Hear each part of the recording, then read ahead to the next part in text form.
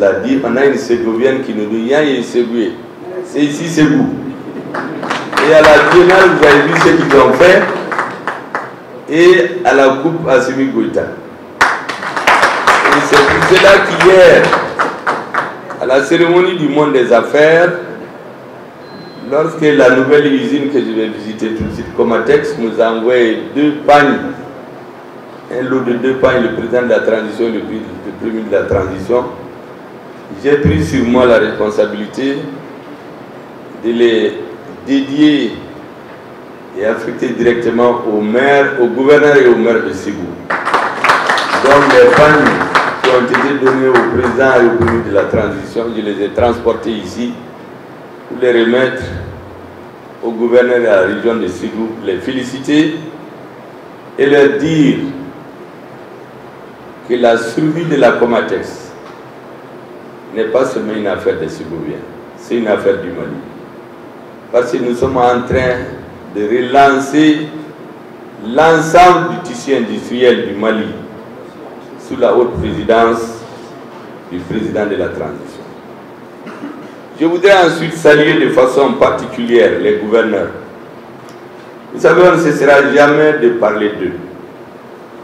Le ministre de la Refondation vient de dire qu'il représente le chef de l'État, le ministre de l'administration territoriale, le Premier ministre, l'ensemble des autorités de l'État dans leur région. Et ça, c'est pour les honneurs. Mais c'est des hommes qui prennent beaucoup de risques. Le terrorisme s'est étendu partout dans le pays aujourd'hui. Ils sont des cibles pour les ennemis du Mali. Et cette fonction, ils la remplissent avec courage et détermination, au risque souvent de leur vie. Je voudrais donc, en votre nom et en nom de tous, les saluer, les féliciter pour leur courage physique, moral, politique, intellectuel, et enfin pour leur présence ici parmi nous. En les voyant et en comptant leur nombre, on a chaud au cœur, parce qu'on se dit, avec leur présence, c'est d'une certaine façon la présence du ministre de la Défense, des forces armées de sécurité, et ça rassure les Maliens. Je voudrais revenir maintenant au sujet dont je vous avais parlé. Beaucoup auront constaté ces dernières semaines, ceux qui suivent les interventions du Premier ministre ont l'impression qu'ils se répètent. Mes conseillers ou ceux qui suivent sur ma page YouTube peuvent avoir même l'impression qu'ils répètent les mêmes choses. Mais c'est fait exprès. Parce que ces émissions ne sont pas regardées par tout le monde en même temps. Plus on multiplie les occasions de la répétition, plus de Maliens regardent ce qui est dit. Je le dis pourquoi? Parce que nous sommes dans une guerre. Nous avons nos soldats au front. Nous avons le chef de l'État et les chefs militaires qui constituent le cerveau. Et il faut que le sang circule dans cet organisme. Ce sang, c'est la conviction des Maliens qui vont gagner cette guerre parce qu'elle est juste. Et j'ai dit à tout le monde que je suis convaincu que nous, notre arme, nous pourrions peut-être perdre des batailles, mais la guerre contre le terrorisme, notre peuple va la gagner parce que son combat est juste. Mais pour la gagner, il faut que ces forces armées et de sécurité qui sont au front, qui sont sous le soleil, sous la pluie, qui endurent la faim, la soif, risquent leur vie et certains tombent, il faut que ces forces sentent qu'elles se battent pour une cause juste, qu'elles vivent au même diapason que leur peuple. Mais ce peuple doit comprendre pourquoi il se bat. D'où vient nous ce terrorisme? Parce que pour combattre un mal, il faut le diagnostiquer. Il faut connaître ses origines. il faut comprendre ces différentes métamorphoses et prescrire le médicament qu'il faut. J'ai expliqué aux uns et aux autres que notre continent est soumis depuis des centaines d'années à une situation à nulle part égale ailleurs.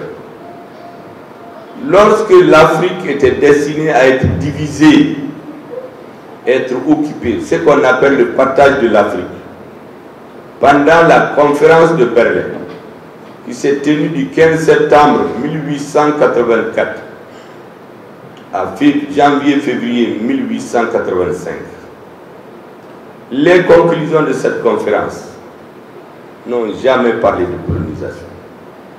Quand vous lisez ces conclusions, deux grands problèmes sont soulignés. Premièrement, les colons disent les futurs colonisateurs, mais c'était des amis de l'Afrique, qu'en Afrique il y a deux grands fleuves, le Congo et le fleuve Niger. Il faut aider à réglementer la circulation sur ces fleuves. Je ne sais pas si vous remarquez que les terroristes, c'est dans le Mali et au Congo qui sévissent le plus en Afrique. Deuxième conclusion, ils vont en Afrique pour apporter la civilisation. La France dit qu'elle a une mission civilisatrice, la mission civilisatrice de la France. L'Angleterre dit, elle rapporte les 3 C, civilisation, commerce, christianisme. C'est ce qui a été dit. Et à la fin, c'est l'occupation, le partage, l'assassinat des Africains par milliers pour occuper le territoire. 60 ans après, quand il y a eu la guerre du fascisme pour les occuper, j'ai cité récemment Winston Churchill. Qu'est-ce qu'il a dit aux Anglais? Il leur a dit que tout peuple qui croit que la guerre est unique pour qu'elle ne lui arrive jamais et qui a en face des intrigants habitués à comploter et qui érige la guerre en effort suprême de l'homme, tout peuple qui néglige l'art de la guerre, il finira par payer cher. C'est ce qu'il a dit aux Anglais. Deuxième chose qu'il leur a dit, lorsque leur ministre des Affaires étrangères est allé à Berlin signer un pacte de paix avec les nazis pour éviter la guerre, lorsqu'il est revenu, tout le peuple d'Angleterre est sorti pour le soutenir, pour l'applaudir. Il y a un homme, le même Churchill, il est sorti, il a dit aux Anglais, notre ministre, notre peuple, nous sommes allés signer la honte pour éviter la guerre. Une paix de la honte pour éviter la guerre. À terme, nous aurons et la guerre et la honte. Quelques années après, lorsque l'Allemagne hitlérienne est tombée sur l'Angleterre, ils ont eu la guerre, mais ils avaient eu la honte. Mais c'est l'homme qui leur avait dit cela. Seul contre tous, c'est lui que la reine a sorti pour mettre à la tête de l'Angleterre, pour mener le combat contre le fascisme avec les autres nations, la Russie, les États-Unis et d'autres, jusqu'à le terrasser. Mais cet homme, c'est à quel prix? Les Indiens ont été massacrés par centaines, meurent de faim, parce qu'il fallait transporter le coton et le riz pour nourrir les soldats anglais. Donc dans son pays, c'est un héros. Mais si vous regardez ce qui a été fait ailleurs, vous ne direz pas que c'est un héros. Donc il faut tout relativiser. Qu'est-ce qu'ils font chez nous? Tout homme en lequel les gens ont cru, on s'appuie sur ses défauts pour le transformer en diable, en dictateur, en cannibale, en voleur, en toutes sortes de personnes. De cette manière, les Africains n'ont pas d'histoire. C'est leur perpétuel recommencement. Le héros d'hier devient un diable d'aujourd'hui et on continue. Après la Seconde Guerre mondiale, ils ont promis à tous les Africains qui ont été se battre au lendemain de la victoire, vous aurez l'indépendance. Qu'est-ce qui a été fait? Les militaires des pays africains, notamment ceux qu'on appelait les tirailleurs sénégalais, dont les plus braves c'était ceux qui venaient du Soudan, à tel point que la langue de communication au sein des tirailleurs sénégalais, c'était le mandingue, c'était le bama. On les a tous éliminés, tous les officiers braves qui ont fait le corps à corps avec les fascistes, on les a tous éliminés pour qu'ils n'aillent pas éclairer leur peuple. Les quelques-uns qui sont arrivés à Dakar, vous rappelez des événements de Tcharoy, pour avoir juste réclamé leurs droits, on les a tous massacrés. Pour que l'Afrique n'ait jamais de repères.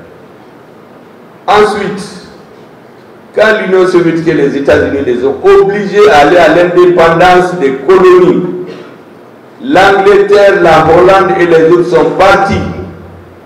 La France est partie pour mieux rester. En quoi faisant? En proposant à l'Union française une sorte de fédération, en sondant les dirigeants africains, et à la fin, ils ont organisé l'indépendance qu'on a donnée aux pays africains.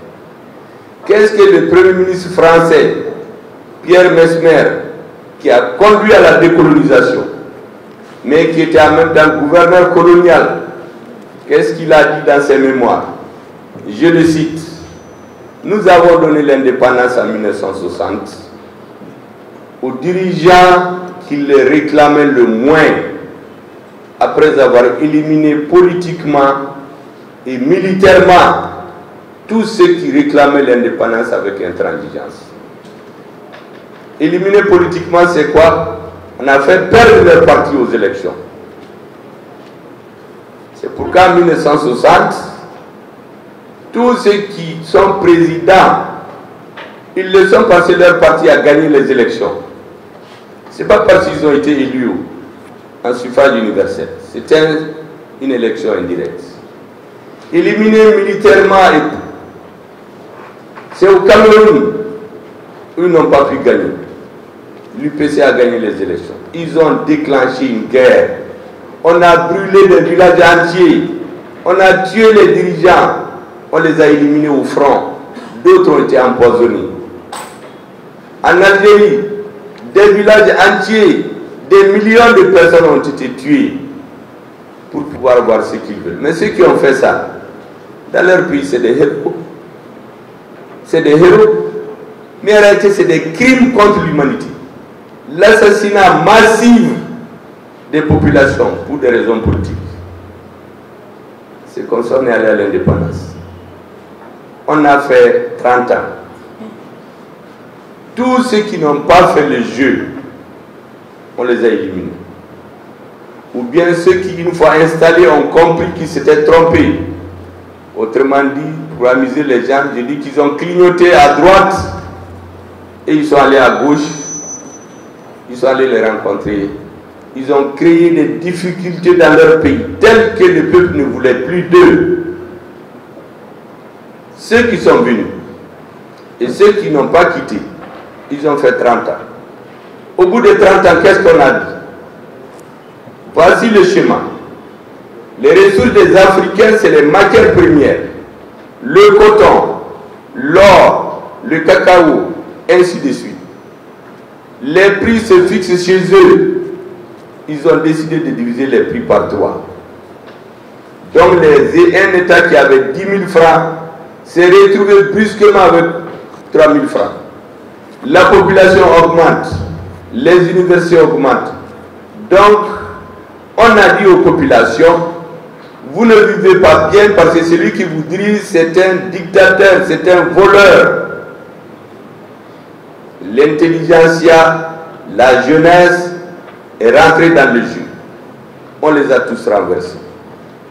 Et j'ai expliqué que tous les pays africains, sans exception, où le pouvoir a changé après la conférence de La Baule,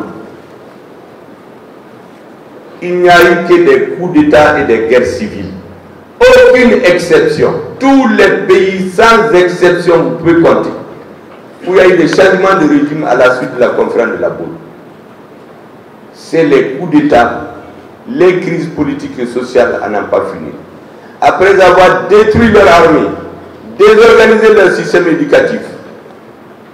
Ensuite, et pendant ce temps, les dirigeants sont fêtés partout, démocratiquement élus. Mais comment il est élu? C'est la corruption généralisée. À la fin des 30 ans, qu'est-ce qu'ils disent?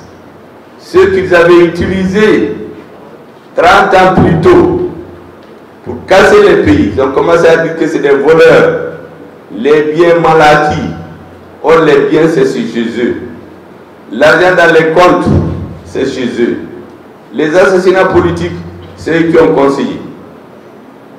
Quand ils ont fait la décennie, on a commencé à dire celui dont on veut ne quitte pas le pouvoir, tripatouiller les constitutions. Il y a un d'ailleurs qui a dit que c'est de là-bas que des conseillers sont venus lui expliquer pourquoi, comment il doit tripatouiller la constitution pour rester. Donc ceux dont ils veulent, ils tripatouillent la constitution pour qu'il reste.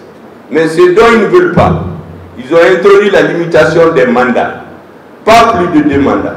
Mais chez eux, quand ils avaient le même niveau de développement que nous, personne ne parlait de limitation de mandat. C'est quand ils ont été développés, suffisamment mûrs, qu'ils ont mis la limitation des mandats. Donc à chaque étape, il y a des arguments pour qu'il y ait le désordre en Afrique. Et l'étape ultime qui est maintenant, après avoir désorganisé les systèmes de défense, après avoir désorganisé les systèmes éducatifs, on s'est retrouvé avec des pays où on a créé une grande masse de gens qui se disent instruits, mais en fait ils n'ont que des diplômes. Comme j'appelle la masse d'ignorants, dirigés par des corrompus, qui sont plus préoccupés par leur confort personnel que celui de leur pays, qui investissent des millions dans la presse étrangère pour vendre leur image en tant que président démocratiquement élu. Pendant ce temps, leur village n'a pas d'eau à boire, les gens meurent de faim et ils voyagent, il est dans les avions. L'armée déstructurée, l'école n'en parlons pas, on amène le terrorisme. Et ils trouvent des intellectuels qui se moquent de l'armée. Au cas du Mali, ah oui, Mali, il n'y a pas de militaire. Dès que vous tirez, il fuit. Et des dirigeants politiques qui prétendent être présidents du Mali viennent dire il n'y a pas de militaires au Mali. Ils sont bons pour le coup d'État et les défilés. Sachant bien que ces militaires ont été trahis. Parce que les militaires n'achètent pas l'arme, on le lui donne. Mais si celui qui achète vole l'argent, il détourne l'argent, on ne lui donne pas, on vient le tuer. Je donne souvent un exemple. Dans un camp, on dit qu'on envoie 200 personnes. En réalité, on envoie 100. On envoie sur les 100, au lieu de donner 100 fusils, on donne 50. Les 50 aussi, sur les 25, au lieu de donner 3000 balles, on donne 300. Les terroristes étudient. Ils ont des réseaux de vendeurs de drogue qui sont dans les institutions, qui s'informent. Le jour où ils sauront qu'il n'y a que 100 personnes, sur lesquelles il n'y a que 50 qui ont les armes, ils viennent par milliers, ils les tuent tous. Et puis on dit oui, les quelques-uns qui n'ont pas d'armes arrivent à se sauver et on va s'asseoir devant les parlements dans ces pays. Ah, au Mali, il n'y a pas de militaires. Dès que vous tirez, ils fuient. Et des hommes qui veulent diriger le Mali, on leur applaudit. Ils voyagent, ils sont dans les avions, ils font des discours, ils payent des belles pages dans les médias, on montre leur image et ils séduisent la population. Et quand les élections arrivent, les mêmes gens négocient avec ces messieurs, des narcotrafiquants qui ont infiltré les institutions. on sort beaucoup d'argent, on va acheter les pauvres et on se fait élire. Et le système continue. Le terrorisme confiné à l'extrême nord du Mali en 2013, on nous envoie 50 000 au total, l'ensemble des forces armées sur le territoire malien. 50 000 personnes, les Maliens et les étrangers. On se retrouve comment?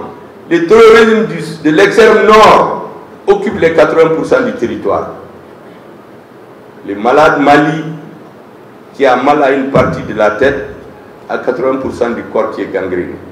Qu'est-ce que le Mali fait? Soit il attend la mort, la désintégration du pays. Ceux qui l'ont organisé ont 2, 3, 4 passeports. Quand ça ne va pas, ils prennent l'avion, ils rejoignent la nationalité qui les arrange. Et la majorité des Maliens n'ont qu'à payer le prix de l'honneur. Voici le sort qui nous était réservé. Dieu merci, il y a des Maliens. La conscience nationale du Mali, du grand peuple malien, a dit non. Et un jour, ce que j'appelais Monebo Deo ou Banguera, l'armée malienne a sécrété des hommes qui sont sortis au nom du peuple pour dire au peuple malien qui manifestait pendant des mois: je vous ai compris, je vais au front, je vais me sacrifier, mais en attendant, nous allons travailler avec intelligence. Le fameux accord que nous continuons de respecter, quand nous l'avons signé, on nous a soumis à plusieurs conditions qu'on a acceptées. Mais c'était juste de la balade, le temps du réveil brutal des Maliens pour qu'ils se rendent compte qu'ils sont occupés. Je viens de vous dire l'accord qui a été signé entre Chamberlain, le ministre des Affaires étrangères d'Angleterre, et celui d'Allemagne en 1940. Chacun croyait qu'il avait gagné. Lui, il est rentré en Angleterre, on lui a applaudi. Mais les Allemands savaient que c'était pour gagner du temps. En Ukraine, quand on a signé l'accord entre l'Ukraine et la Russie, c'est récemment que des dirigeants nous disent que cet accord, ils l'avaient fait signer. En réalité, c'était pour gagner du temps, pour armer un des belligérants. Donc cet accord avait été signé pour gagner du temps, pour nous soumettre. La preuve, quand l'accord a été signé le 15 mai 2015, la CEMA a refusé de signer. La CEMA a signé le 15 juin ce qu'ils appellent la conclusion, le relevé des conclusions. Et c'est dans ça qu'il y a le poison. Et depuis cette date, toutes les décisions du gouvernement sont rejetées par la CEMA. Chaque fois que le gouvernement fait quelque chose, si la CEMA n'est pas d'accord, il le refuse. On prend des militaires de la rébellion qui sont à la retraite, ils adhèrent à la CEMA, on dit qu'il faut les nommer généraux. On dit de donner la liste des combattants de la CEMA. La CEMA refuse de les donner. On va, on vient, les rapports de l'ONU, les militaires sont là. Ce qui manquait au Mali, c'est une équipe de gens qui ont une claire conscience de leur rôle et de leur mission historique. Restituer au peuple malien son honneur et sa dignité. Les militaires maliens n'attendaient que ça. Au Dekera en 2020, les militaires maliens ont sécrété des Monebo Deo qui ont eu, avec une alliance politique,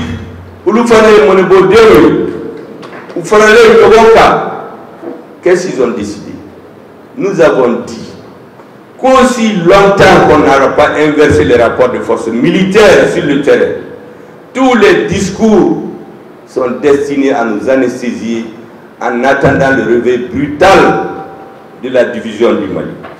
Récemment, le ministre français, Les Cornu, a fait une sortie malencontreuse, hasardeuse, pour dire que dans les mois à venir, le Mali sera divisé. Le gouvernement lui a répondu du tic au tac à travers le ministre porte-parole du gouvernement. Mais en réalité, beaucoup de Maliens, on s'est réveillé à midi pour constater ce qu'il a dit. Mais ces gens-là, ils sont réveillés depuis 6h30. Nous, on vient à midi se plaindre. Je vais vous donner des exemples qui montrent qu'ils ont dit ça il y a plus de 10 ans. Nous, on était en train d'applaudir pendant ce moment. Est-ce que vous savez que le 24 janvier 2012, le ministre des Affaires étrangères d'Alain Juppé, de Nicolas Sarkozy, Alain Juppé, il dit sur les antennes, le MNLA est en train de remporter d'incontestables succès dont il faudra tenir compte. Ça, c'est au moment où on a assassiné les soldats maliens à Guelop. Plus de 80. Il dit qu'il les vante. Ça, c'est du terrorisme. Des soldats qui n'ont pas d'armes, vous les prenez pour les égorger et les tuer. Et qu'est-ce qu'ils ont fait? Les Touaregs et les Arabes, on les a éventrés, on les a égorgés pour les montrer, pour appeler les autres à ne plus être fidèles à l'État malien. Sinon, un homme qui est mort, à quoi ça sert de l'éventrer ou bien de l'égorger? Ça, c'est pour faire peur aux vivants, sinon lui-même, il est fini. Je disais l'autre jour, pour faire rire les gens, Cabri mort, il n'a peur ni du feu, ni du frigo. Mais c'était pour nous terroriser. Ça, c'était le 24 janvier. Le 2 février, la présidente de la Commission des Affaires étrangères de l'Assemblée nationale française, Elisabeth Guigou, déclare qu'il faut qu'un plan d'autonomie du Nord soit mis en place. Tenez bien, c'est en 2012. Ensuite, lors d'un débat au Sénat, au février 2012, Didier Balou, qui est un sénateur, il est récidive, dit que le Mali a échoué face aux combattants du MNLA. La question de la révolution du peuple de l'Azawad mérite d'être traitée à fond pour une issue définitive. Ça, c'est en 2012. En 2013, Alain Juppé, le ministre des Affaires étrangères de Sarkozy, il déclare sur les antennes: l'une de mes dernières visites en tant que membre du ministre des Affaires étrangères au Mali, c'est de dire au président Touré de répondre aux demandes d'autonomie des Touaregs. C'est Alain Juppé qui le dit à la télé en 2012. Moi, je l'ai noté.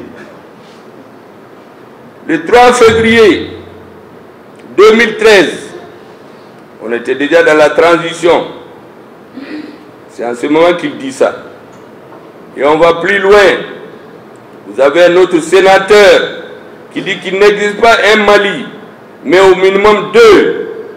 Nous avons avec Serval protégé le premier, celui du Sud, au détriment du second, celui du Nord. Nous sommes tous très solidaires de cette erreur, mais il convient d'en prendre conscience et de la réparer. La paix dans cette région essentielle de l'Afrique passe par une partition forcément douloureuse, mais qui n'a pas d'autre solution, y compris pour nous les Français engagés avec eux. Ça, c'est des débats au Sénat qui disent ça. Les mêmes personnes,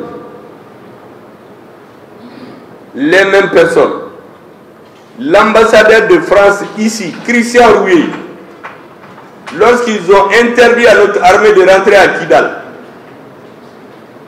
il a dit au gouvernement français: ne vous discréditez pas avec ces mouvements.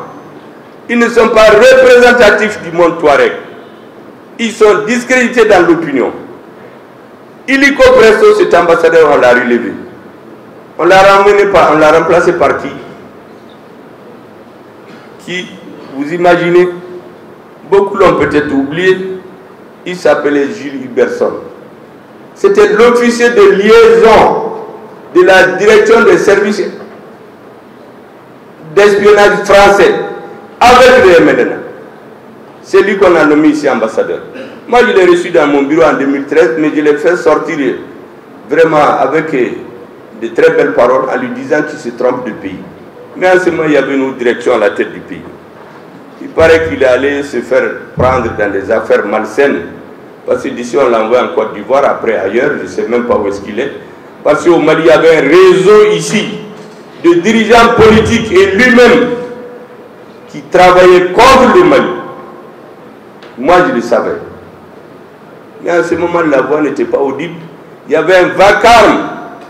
Personne n'entendait ce qui se faisait. Plus tard, lorsqu'une délégation des Nations Unies est venue ici, ils ont rencontré les députés. Il y avait l'ambassadeur de France, Gérard Haro. Lorsqu'un député de l'Assemblée nationale lui a demandé pourquoi on ne fait pas la guerre aux terroristes, écoutez ce qu'il a dit. L'aménagement ne s'engagerait pas dans une guerre. Si le Mali s'y engage, il va perdre. C'est ce qu'il a dit aux députés. Et tout le monde s'est tué à l'Assemblée. Et comme par hasard, quelques jours après, on a un gouvernement qui va à Kidal pour livrer les Maliens. Manifestement, une manipulation de ces services. On a égorgé les préfets, les sous-préfets. Ceux qui sont allés ont couru pour aller se cacher dans l'aménagement. Les soldats maliens ont perdu la bataille. Mais plus tard, notre président, n'ayant pas le courage de dire la vérité, il dit qu'il y avait anguille sous roche. Qu'il y a quelque chose qu'ils n'ont pas compris. C'est notre président qui le dit dans Jeune Afrique. Mais le plus grave, c'est que les soldats qui se sont réfugiés à l'aménagement, quand l'armée malienne a voulu récupérer leurs armes, imaginez-vous, le chef d'état-major de l'aménagement, un général français, Hervé Gomard, dirigeant des forces spéciales, qui est en train aujourd'hui d'écrire ses mémoires. Moi, je suis en train de les lire. Qu'est-ce qu'il a dit aux militaires maliens? Il leur a dit ces armes, c'est un butin de guerre qui appartient à la SEMA et non pas à l'armée malienne. On ne peut vous les donner qu'avec leur autorisation. Ça, c'est fait en 2014. Le responsable politique qui était à la base de ça, je l'ai entendu dans les médias dire, si quelqu'un dit que la France a empêché le Mali de rentrer à Kidal, il a menti. C'est lui qui a menti. Parce que récemment encore, je l'ai entendu dire dans les médias, au moment où je partais à Kidal, l'ambassadeur de France et celui des États-Unis m'ont demandé est-ce que j'ai l'autorisation de la SEMA. C'est récemment qu'il dit ça. Mais c'est trop tard. On a tout compris maintenant. Grâce à notre vaillante armée. Et on continue. On signe l'accord le 15. Le même jour, Jean-Yves Le Drian, ministre de la Défense française, sort. Il dit les Maliens ont tout fait pour vivre ensemble. Ils ne peuvent pas vivre ensemble. Ça veut dire qu'il faut les séparer. Et au même moment, un dirigeant des mouvements séparatistes dit nous voulons un système fédéral avec deux entités car l'actuel système de décentralisation a montré ses limites. Avec les 2/3 du territoire, il faut trouver une formule pour qu'il y ait une forme d'alternance au sommet de l'État. C'est ça la vraie intention des séparatistes. Tout le reste, c'est du pipeau pour nous tromper. Il faut donc qu'on dise le président vient du Sud cette année, l'année suivante il vient du centre, les Bobos vont choisir le président, les Bamana, les Peul, les Soreilles, les Sarakolé, les Sénoufo, les Dogons, comme ils n'ont jamais été des grands patrons, mes cousins là, ils vont dire que je suis pour être président, et comme ça, il n'y aura plus de Mali, chaque ethnie va être président, et on va se retrouver comment? Avec des petites principautés ethniques. Il n'y aura plus d'État central. Ces principautés ethniques vont être divisées, ils vont être en permanence en guerre. Pendant ce temps, ils vont exploiter tout et amener chez eux. Vous savez que moi j'ai cette conviction de tout le temps. C'est récemment qu'un jeune du Nord, auquel j'avais dit depuis 2015, patientez et continuez de vous battre. Un jour viendra où il y aura des patriotes qui vont redresser la barre. Quand je suis devenu Premier ministre, je l'ai appelé. Vous savez ce qu'il a osé me dire? Il me dit, vous savez, monsieur le Premier ministre, vous perdez votre temps. Un haut responsable politique m'a dit que la France ne quittera jamais le Mali. Il faut préserver nos vies et ne pas nous faire tuer pour rien. Ils vont dire au pouvoir, passer à d'autres et ainsi de suite.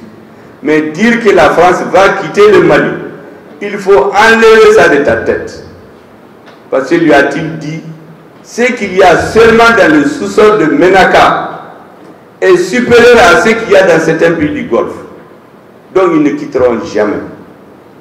Comme j'ai dit, depuis ce jour, j'ai effacé son numéro de mon téléphone. Parce que j'ai compris que c'est un défaitiste. Il a été gagné par le virus du défaitisme qu'on a inoculé à l'écrasante majorité de notre population.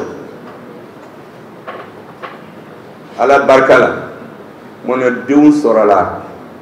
Le Mali s'est équipé de façon intelligente, sans faire du bruit.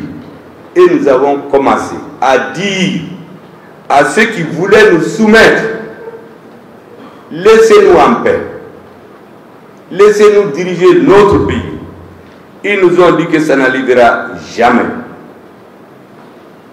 Aux Nations Unies, quand nous avons demandé le départ de la MINUSMA d'ici le 31 décembre, il y a des puissances qui ont dit que ça ne se fera jamais.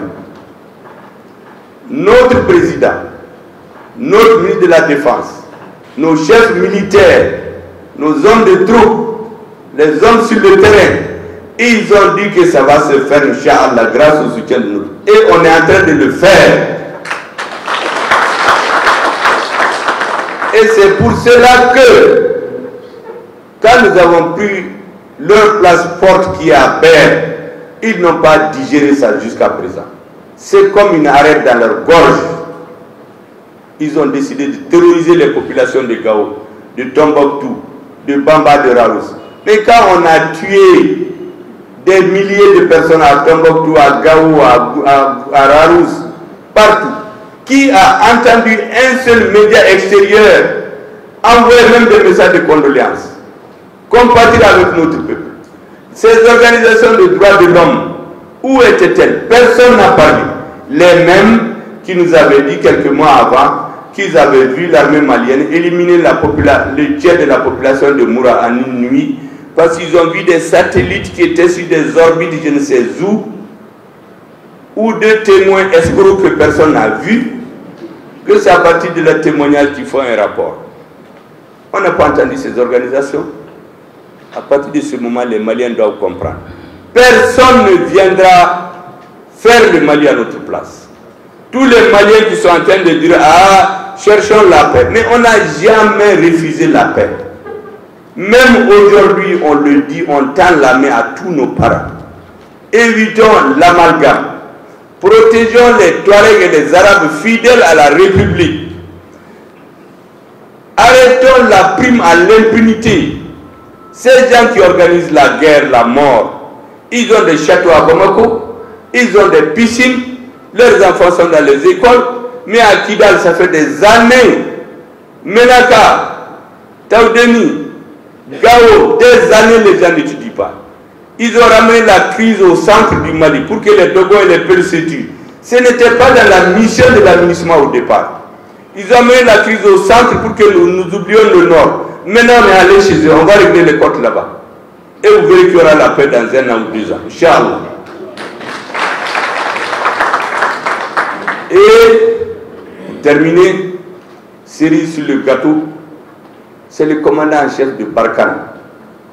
Pour nous tromper, parce qu'on délivre toujours aux Africains des petits discours pour les plaire, qui dit qu'eux, ils ont les preuves que les mouvements signataires, certains, sont la nuit avec les terroristes et le jour avec le Mali.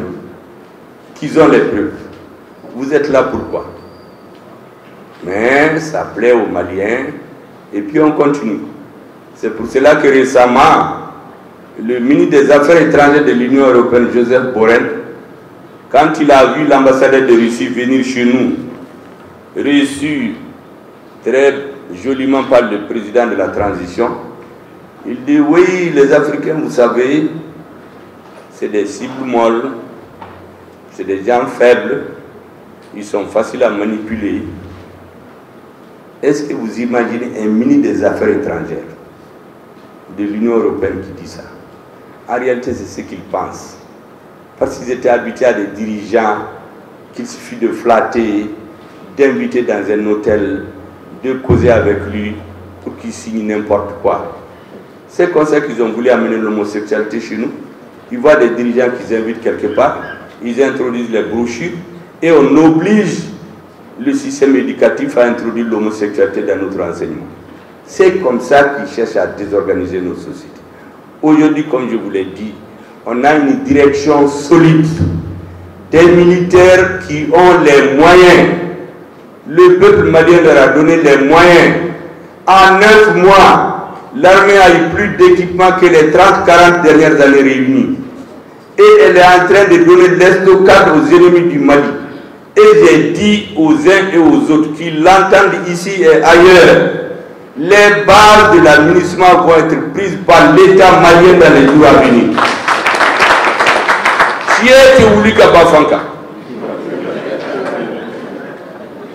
Mais nous sommes conscients d'une chose.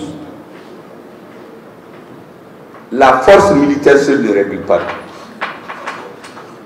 Parallèlement à la force militaire, il faut le développement économique et social. Je l'ai dit aux ministres nouveaux dès leur entrée en fonction. Certains ignares se sont mis à gloser sur ça. Heureusement que le président les a mis à leur place. Quelques jours après, depuis on ne les entend plus. Et on a donné les premiers signes. Vous savez qu'il y avait des gens ici qui avaient des primes. Ils étaient plus payés que le président. Ils sont dans beaucoup d'organisations. Ils dorment, ils se lèvent le matin. Ils vont en ville. En fin du mois, ils viennent prendre leur salaire. 600 000 francs à 2,5 millions, 5 millions, 3 millions. Mais j'ai pris un décret pour annuler tout cela. C'est terminé. Nous n'allons plus engraisser quelqu'un qui va venir nous poignarder. Terminé. Et hier, je crois que le ministre de la Réconciliation a rencontré les mouvements. Parce que nous ne sommes pas dupes. Nous faisons une preuve de discernement. Nous savons qu'il y a des Touaregs, des Arabes, des Soreilles, des peuples de Bamara qui sont des patriotes, mais qui avaient même le sentiment d'être marginalisés avant, au profit de ceux qui nous poignardent. C'est les militaires qui vont sélectionner pour me donner la liste des gens qui ont droit à ces primes. Aucun civil, tu es Soreille, Peul, Bamara, Tamashek, Atalade, tu vas voir les militaires. C'est eux qui sont sur le terrain, c'est eux qui savent qui les poignarde, qui les tue.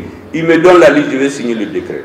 Seuls ceux qui sont autorisés par l'armée auront droit à ces primes. Personne, aucune négociation sous les rideaux, derrière les bâtiments, dans les frères. Parce qu'avant, qu'est-ce que les gens faisaient? On sort le ministre, on va voir le premier ministre ou le président, on prend un décret, on donne. C'est terminé maintenant. Je ne reçois personne si tu ne vas pas chez le ministre et chez les militaires et régler tes problèmes avec eux. C'est lorsqu'ils me diront que tout est OK qu'on va signer. Il ne suffit pas d'être premier ministre pour croire qu'on connaît tout. Les techniciens chez nous, c'est les ministres et les démembrements. Et eux aussi s'appuient sur vous, les gouverneurs. Donc je dis aux Maliens, tant qu'on n'a pas recouvré l'unité de notre pays, tant que des soldats continuent à mourir au nord, serrez vos ceintures, soutenez-les, faites-leur des bénédictions, sacrifiez tout pour eux. Tous les autres débats, c'est des futilités. Il y a des gens qui ont dit allons-y aux élections tout de suite parce que c'est que les élections, les Européens voulaient. Ils voulaient un pouvoir faible élu pour que dans 6 mois il y ait un coup d'État. De coup d'État en coup d'État, on va se retrouver avec un pays désorganisé et il est facile à coloniser. Nous avons dit qu'on va mettre des institutions stables démocratiquement élus par les Maliens, qui vont chercher leur légitimité auprès des Maliens et non dans les hôtels et les officines à l'étranger. Lorsque nos militaires, que nous devons soutenir sans condition, auront libéré notre pays, tous les autres débats peuvent reprendre leur place. Mais avant, nous avons un credo: manger, prier, faire des bénédictions pour nos militaires, les soutenir, donner tout ce qui est demandé par les chefs militaires pour que nous soyons libres. Et que ces hommes qui sont dans le soleil, dans le sable, dans la pluie, qui meurent, qui se disent que leur mort n'est pas pour rien, le peuple ne les oubliera jamais. C'est comme ça qu'on construit une nation. Elle se construit sur la mémoire et sur le sacrifice de ceux qui se battent pour lui, et non pas sur celui des jouisseurs qui font des bons discours mais qui ne font rien. Donc, sacrifiez-vous pour votre armée, soutenez vos militaires, donnez-leur la force, parce que je sais que les hommes du Soudan, c'est les plus braves. Les Européens le savent. Nous allons, je termine par ça, Inch'Allah, dans les jours, dans les semaines à venir, notre armée va montrer au monde entier que personne ne doit se tromper sur la civilisation nationale que nous avons dans notre pays. Merci bien la science. En tout cas, je voudrais, chaque fois, j'arrête tout et je pars sans lever la science. L'événement pour lequel je suis venu, j'avais l'impression de l'avoir oublié. Monsieur le ministre, messieurs les gouverneurs, je voudrais déclarer officiellement lancer le séminaire sur le système de gestion intégré des ressources humaines. Merci bien, la séance est libre. Maintenant, vous allez continuer entre vous le débat des techniciens. Moi, je me retire pour un autre événement. Merci beaucoup. Mesdames et messieurs, s'il vous plaît.